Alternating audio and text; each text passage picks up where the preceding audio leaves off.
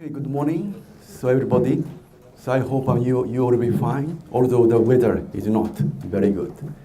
Okay, today I'm going to talk about AIDS under the title of AIDS in the World. I took this title from the book below, edited by Jonathan Mann, who is a legendary figure in the history of AIDS.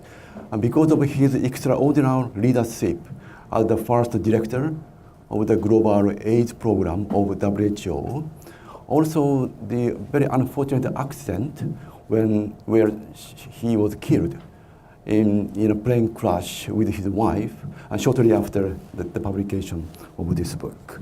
So this is a Japanese version of this book. I translated, organizing 40 other translators, published in 1998. So this book is a very excellent joint project of the world specialists at that time, covering epidemiology, mathematical modeling, biology, and gender issue, and religion, and many other human rights issues and policies and NGO activity. So altogether, clearly establishing the concept of social vulnerability to HIV infection. So the basic concept underlies today's my presentation is also vulnerability. So that's why I took the title from this book. So I hope through my lecture, I hope you learn how we are vulnerable to HIV infection at individual and community level, as well as on country and global level. Okay, first question is how big is this problem? Is there anyone who kindly tell me how many people are now living with HIV on this planet, and how many people died of AIDS so far? Actually, so according to the recent report of UNAIDS, 36.7 million people are living with HIV in 2015, and 34 million people have died of AIDS since the beginning of the epidemic. And in the 2015 alone, more than 2 million people get infected, the virus. So it is not a small problem. Okay, then the question is, so what is HIV and what is AIDS? So is there anyone who kindly teach me what is HIV? It is a virus or a bacteria or a parasite? So please raise hands. Who do you think this is a virus? Okay, almost everyone. Yes, that's true. It's a parasitic virus. So also, could you tell me the characteristics of this virus compared to others? Omid, do you have any idea about how different? Actually, so I can list 4 important characteristics. The first is highly mutable. So what is this problem? Why it's a problem, if this virus is highly mutable? So one problem is it is difficult to develop vaccine. So the vaccine, combined the specific structure of the molecule. So if virus changes, vaccine may not be, useful anymore. So because of the same reason, so this virus acquires drug resistance very easily. So once we develop drugs, it easily become resistant to the drugs. So we have to continue to produce new drugs. Okay, so next, very important characteristics is this virus is unable to eliminate once infected. So that's the reason why I said this is a kind of parasitic virus. So it is integrated in our DNA at a very delicate zone, so we cannot eliminate. So once infected, so it stays forever in our body. So in other words, so we have to keep taking medicine for life. The third problem is it has a very long, very unusually long latency period. It extends 5 to 10 years. What this means?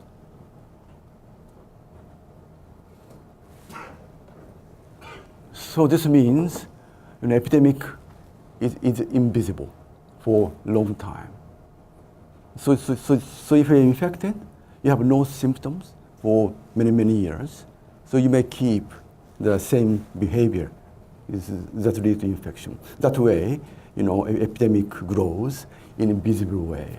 So that's why the epidemic of this virus is very difficult to control. The fourth characteristics, as Omid pointed, so it is sexually transmitted, also through injection drug use, and vertical, that means from mother to child. Okay, then next question. So what is AIDS? Of course, AIDS is acquired immune deficiency syndrome, as as it is named. So without treatment, without antiretroviral treatment, it causes, so because of the compromised immunity function, so we develop opportunistic infections and also malignant tumors. So with treatment, so this disease transformed into a very different type of disease.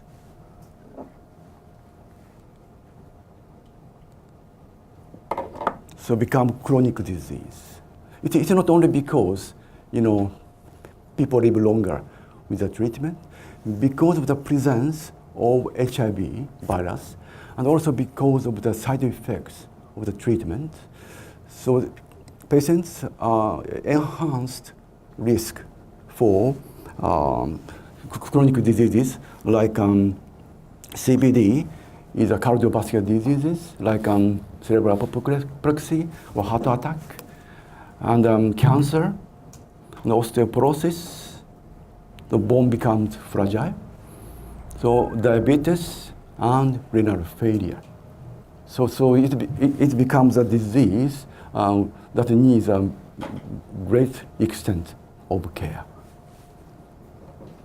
Okay, so this is, what is HIV and what is AIDS. Okay, question. Next question is, when and where did HIV emerge on our planet? So when and where did it surface? Is there anyone who knows, who can tell me when it emerges on our planet? So if you can answer this question, you don't need to be here. So you have enough knowledge already. Okay? So according to the paper published in Nature in 2008, so it is estimated by the relaxed molecular clock analysis, then identified this virus may emerged in 1908 in Africa, of course, in the country called Democratic Republic of Congo. So it is in 1908. So the virus is, HIV is already 100 years old. So when it surfaced, so it is 1981. So this is a report. MMW of CDC USA reporting the 5 patients of very unusual pneumonia called pneumocystic carini. They're all young men and gay men. So this is the timing when we notice the appearance of this disease. So it is 1908. And then it surfaced in 1981. So what do you think the virus is doing during this over 70 years? Maybe under Secret Service for 70 years. But actually, you know, when I started the research, so it was said that very strange disease called Slim disease was prevailing among African region. So people get very thin, then eventually die. But at that time, people do not know so what kind of disease it was. Maybe it was AIDS.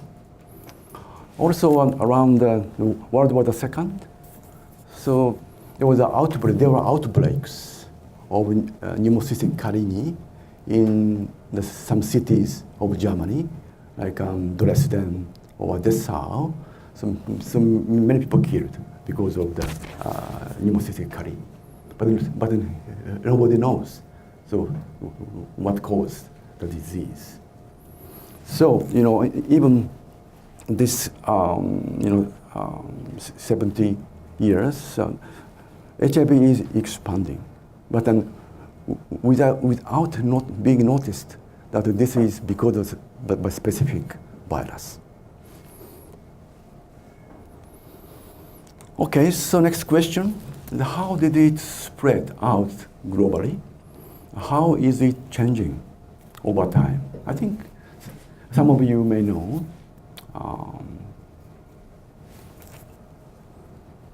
Okay. So of course, epidemic started in Africa, become very prevalent, probably around by 1980s. Then first spread it out to Europe, North and South America. Why first these regions rather than Asia? Is there anyone who knows the reason? It is directed first to Europe and North and South America, not to Asia. So there is a historical reason. I think you may, It is because of the history of colonialization. These countries colonialize the African continent. Then they have a very, active trade and traffic. That's why the epidemic, expanded first in these regions. Then it spread to reach to Asia. Then to,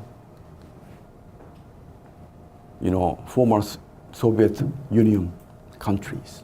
Do you know why?